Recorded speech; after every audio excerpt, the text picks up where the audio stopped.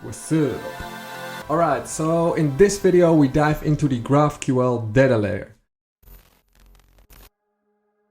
So currently in the previous videos we have created these pages here, so we have the home page, the about page and the blogs page. However, a core feature from Gatsby is its ability to load data from anywhere.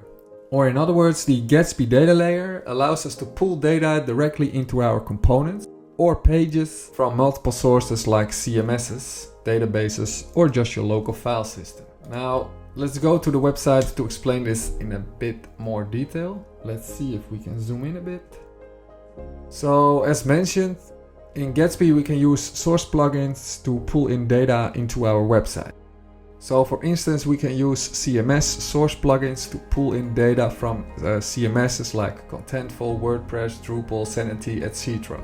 So what does this mean? Well, the Contentful plugin knows how to fetch data from Contentful, and the WordPress knows how to fetch it from WordPress, the Drupal from Drupal, the Sanity from Sanity, etc. And yeah, just like CMS source plugins, we also have database source plugins like a MongoDB source plugin. Where is it? Here. And a DynamoDB source plugin that you see here, or a MySQL source plugin. And we can even pull in data from our local file system via the Gatsby source file system plugin, the one you see here. So again, the most important thing to remember is that each source plugin knows how to fetch data from its source, since they are specifically designed to communicate with that specific source. Now you can even include multiple source plugins, so you can fetch data and combine it all in one data layer. So let's go through some of the Gatsby documentation, because there we see a nice visual representation of this. So yeah, we see this image right here. So this nicely represents that Gatsby has its ability to query data from a variety of sources. So for instance, you can pull in data from your file system, from a CMS, from a private API, from a database, and you can do that via source plugins, the one that I previously showed you. So Gatsby has its ability to query data from a variety of sources, like the ones you see here, in a uniform way through a GraphQL layer or a GraphQL data layer. And yeah, this is one of Gatsby's main strengths. Alright, but what is GraphQL? Well, first of all, this isn't a GraphQL course, but it is important to know a bit about GraphQL. Now, in a nutshell, GraphQL is a query language with a special syntax, and it is developed by Facebook. Now, a typical GraphQL query looks something like this. And yeah, in a GraphQL query, you specify exactly what you want. So here we want the title from the site metadata, and then this is what the query returns. Now, in upcoming videos, this becomes clearer and clearer. And without going into all the GraphQL details at this moment, it is important to mention that in GraphQL, you query against a schema. And a schema is basically the representation of your available data. Now, within Gatsby, we don't have to worry about all of this. So we don't have to specify a schema, because Gatsby takes care of this via the source plugins. So yeah, a lot of the GraphQL complexity is removed, and we only need to focus on writing these queries. So let's dive a bit deeper into these queries. But first, how do you know what data is in our GraphQL data layer? Well, as mentioned earlier, when we type in Gatsby develop, like we did here, let's zoom in. This starts our local Gatsby development server, but it does not only that. It also creates a GraphQL Playground called Graphql or GraphQL. I don't know exactly how you pronounce it, I'm such a loser. But I think it is GraphQL. And yeah, we can visit that GraphQL Playground via this URL that we see here. So let's see how that looks.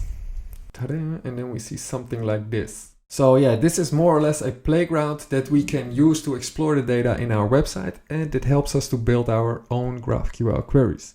So this GraphQL is a very helpful tool for testing out your GraphQL queries before you add them into your code. So yeah, here on the left we see the Explorer, and yeah, you more or less find all the different pieces of data that you can ask for here inside the Explorer. Now, in order to explain this in more detail, let's just create a simple query. So let's say we want to query some metadata. Now in Gatsby, the metadata of our website is placed inside a file called gatsby-config. And here we see the metadata. We can use GraphQL to query this data. So let's do that. Therefore, we first go back to the Explorer. Now the site metadata can be found here under this site thing, or however you call it. And if we click on it, then yeah, you probably notice that you see two types of colors. You see a purple color here, and here you see some blue color stuff. Now the ones in purple are the arguments that we can pass into our query, and the ones in blue is just the data that we want to get.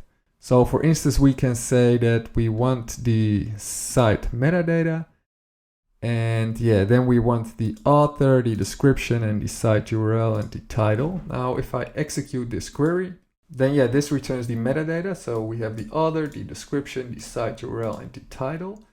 And if we go back to the code, then that is exactly the metadata that we see here. And yeah, what's also important to mention is that for the site metadata, we don't need any source plugin to install, because we get this completely for free out of the box, baby.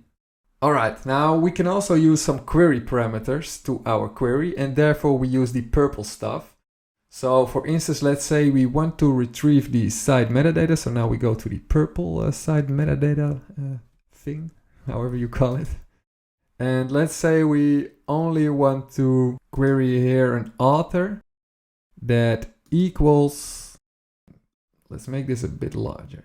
So yeah, we only want to query an author that equals, let's say, blah blah. So if I now execute this, then this doesn't return anything, as we see here, because in our site metadata that we see here, we don't have an author with the name blah blah. But if I copy this and I place this here, and if I now execute this, what is this? Yeah, then you see that we get the exact data that is specified here. So yeah, that's the main difference between the purple and the blue color fields that you see here. So with the purple one, we can specify some query parameters or some filter stuff conditions like this.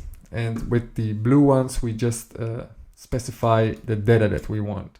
So I hope that makes sense. All right, now in the next video, we are going to get our hands dirty by using this metadata query that we see here into our code.